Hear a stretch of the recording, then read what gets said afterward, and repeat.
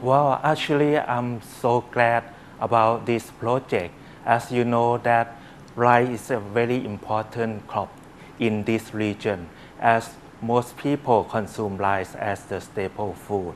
As you know that we have a lot of farmers, so we believe that any project that intends to help raise the livelihoods of farmers would benefit the country at large. Definitely, this project aims to promote sustainable rice production. Especially, we work in collaboration with the rice department to help farmers to grow rice in a sustainable manner. Hopefully, the project will be able to attract young farmers. We believe that as it is, our farmers are very old.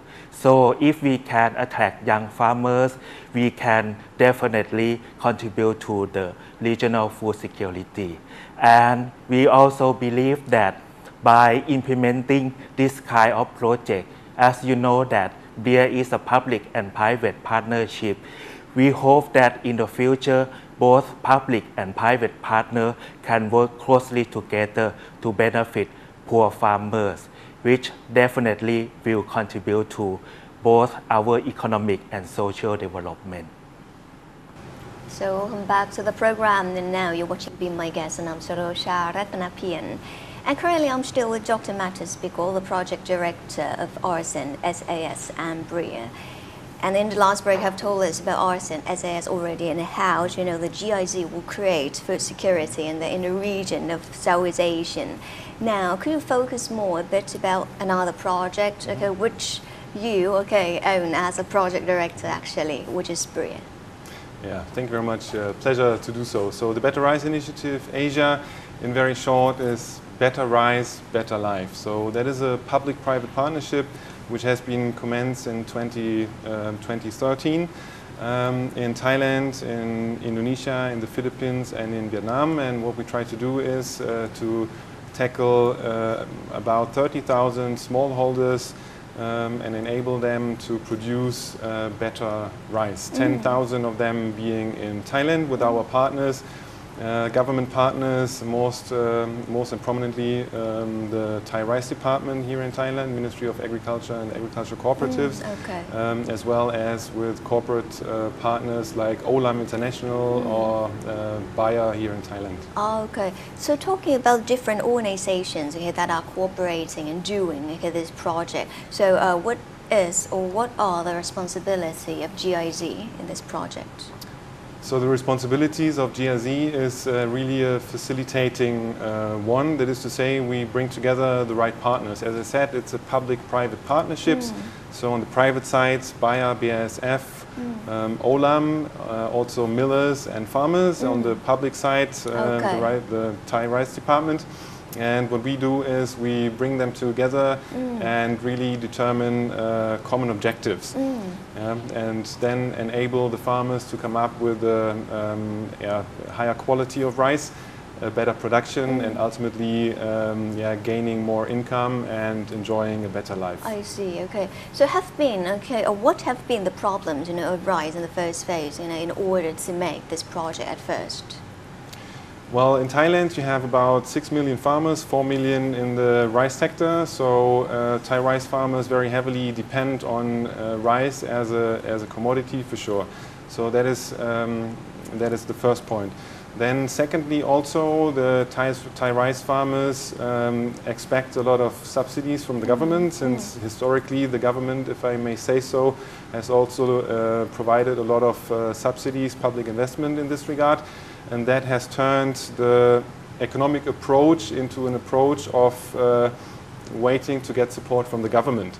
What we need to do is, I think we need a more economic system, a more market-based system, where the farmers really tackle their profession more in economic terms. So seeing their farming as a business, becoming agripreneurs.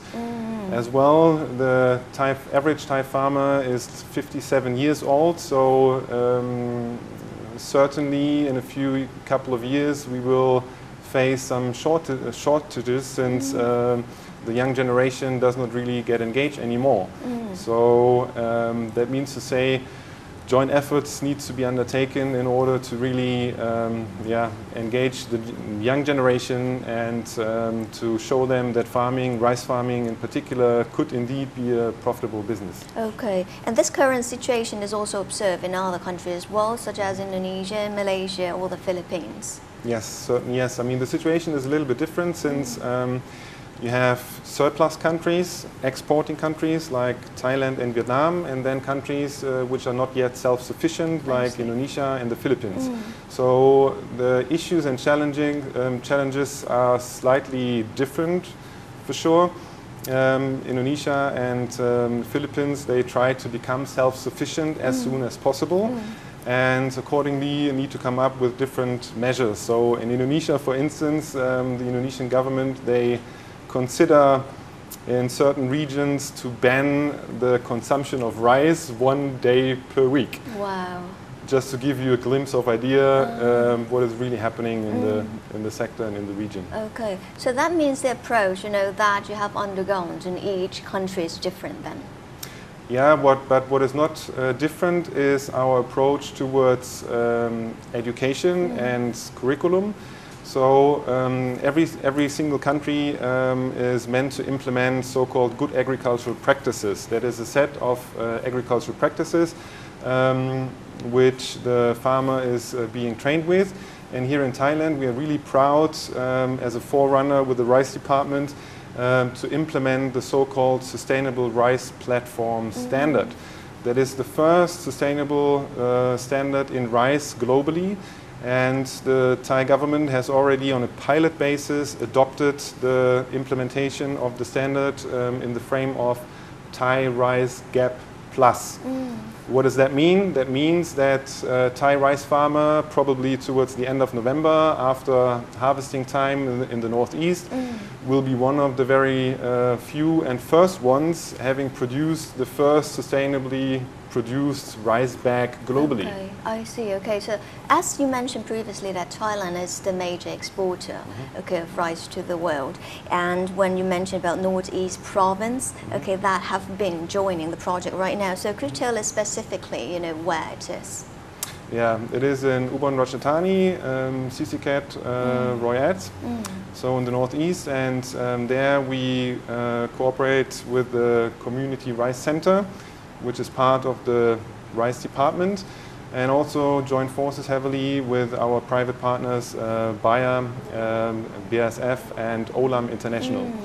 So the sourcing strategy, Olam International is one of the biggest rice traders globally, is to source Homali rice, which will be certified soon, sustainably certified from the northeast in Thailand.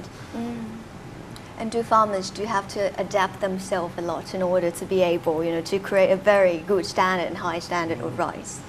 Yeah, you talk about the switching cost. I mean, the Thai farmers are very clever and smart, I have to admit. So it's not enough to go there and tell them what to do. That kind of approach does not work. But literally, they need to see what is really in for them. How difficult it will be, how much more labor they would have to put into additional superior systems, and then to wait for one harvest to really assess what kind of resources, money they have in their pockets at the end of the day. So that's really decisive. But what is crucial for the entire system is that the Sustainable Rice Platform Standard is really geared towards not only capturing economic benefits, but also environmental and social benefits, embracing various levels of sustainability. Okay, and currently, in your opinion, so do these farmers, or 10,000 agriculturists in Thailand, are aware of the sustainability, development of that rice quality? Yes and no. Of course, they first and foremost look at the quality standard of the mill they sell their rice to. So that is most importantly. That is also the reason why we closely cooperate not only with farmers but also with the millers, the traders, and also the brand owners.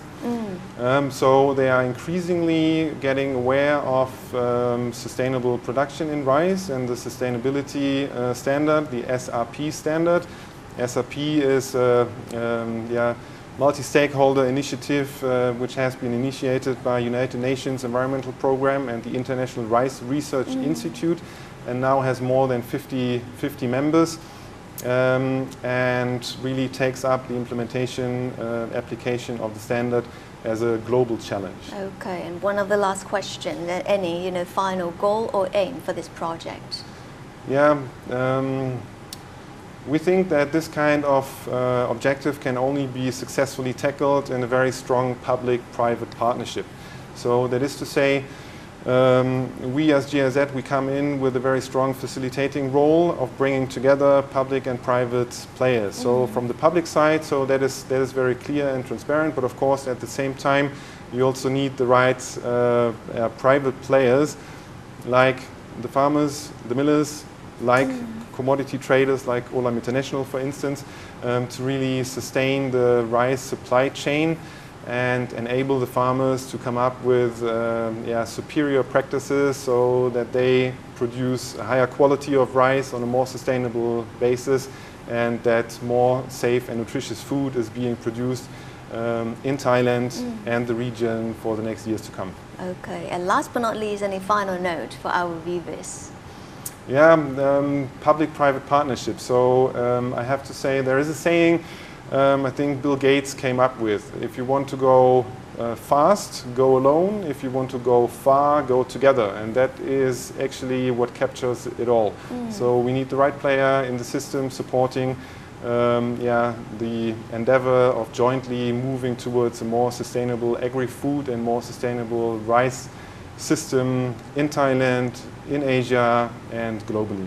Okay, and this is ASEAN, SAS and also BRIA, okay, and thank you very much for your time today.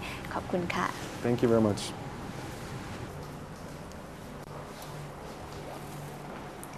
For the two projects of ASEAN, SAS and BRIA directly address the issue of quality of lives of ASEAN residents by enhancing the income situation and the nutritional situation of poor households and providing long-term solution of food security in the region through sustainable agricultural strategies and policies.